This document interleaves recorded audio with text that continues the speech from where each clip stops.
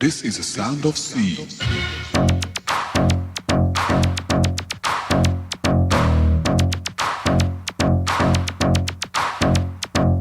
This is a sound of sea, a sound which creates a new dimension. This is a new style of music.